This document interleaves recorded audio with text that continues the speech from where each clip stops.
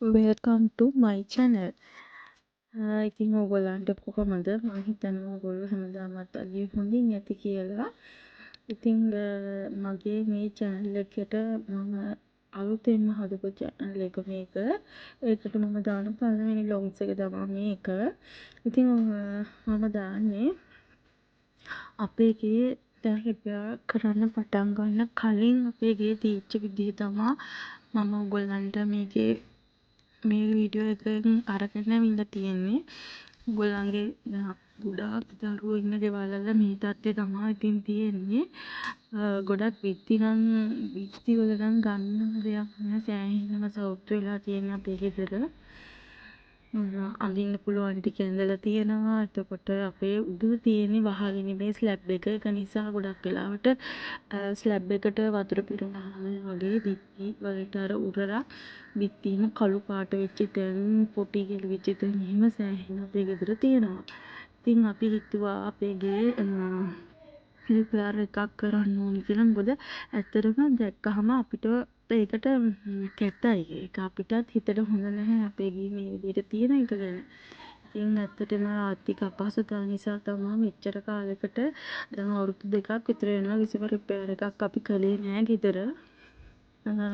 ඉතින් අපි මේ පාර හිතුවා අනිවාර්යෙන් අපි ගේ රිපෙයාර් එකක් මේ පාර නම් කරන්නම වෙනවා කියලා.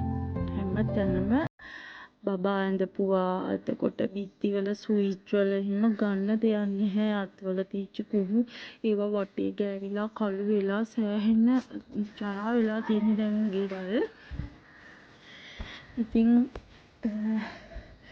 ලොකු කාලයක් යයි කියලා හිතෙනවා මේවා රිපෙයාර් කරන්න නම්. ඉතින් ඇත්තටම අපේ මේ කුස්සිය බලන කුස්සියේ අපේ පිටිපස්ස කපරාව කරලා නෑ. ඒක නිසා තමයි මේ කුස්සියේ මේ වගේ සෑහෙන මෙතන තියෙන පොටි ටික සේරම මේ කැඩි කැඩි යනවා. ඒ තරමට මේ සවුත් වෙලා තියෙන්නේ දැන් බිත්ති එහෙම.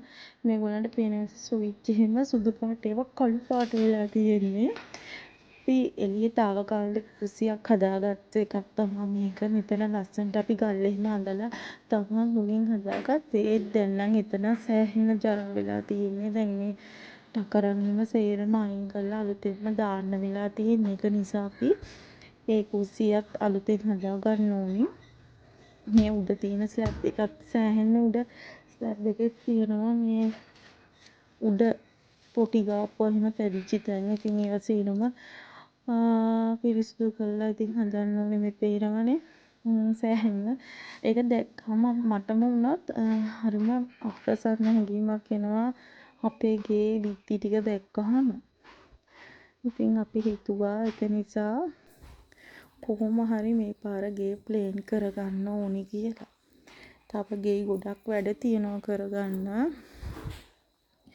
ඒවා ටික ටික ඉස්සරහට හිමීට කරගෙන යන්න තමා හිතාගෙන ඉන්නේ. ඉතින් මං හිතන් ඉන්නවා දිගටම මේවා මම කරන දේවල් ඉස්සරහට වීඩියෝ විදිහට ඔයගලන්ට අරන් එන්න. ඉතින් ඔයාලා කැමති නම් මාව subscribe කරන්න, like කරන්න, ඔයාලගේ අදහසුත් මාත් එක්ක බෙදා ගන්න, එකතු වෙන්න මගේ YouTube family එකට.